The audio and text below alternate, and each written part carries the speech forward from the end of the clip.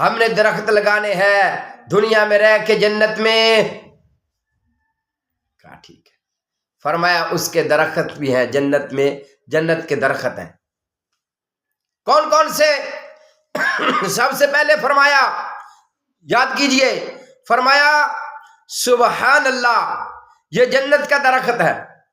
جو بندہ ایک مرتبہ یہ کہہ دیتا ہے سبحان اللہ سبحان اللہ، قسم اللہ کی، پیغمبر علیہ الصلوۃ والسلام نے فرمایا اس کے نام کا جنت میں درخت لگ جاتا ہے.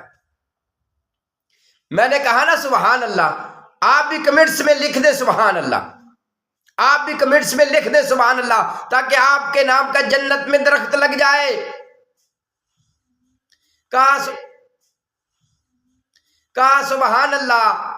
اللہ کو راضی کرنے کے لیے ایک مرتبہ کہہ دیں سبحان اللہ، تو آپ کے نام کا لکھا جائے گا فلاں بن فلاں، یہ جنت میں جو درخت ہے اس کے نام کا ہے.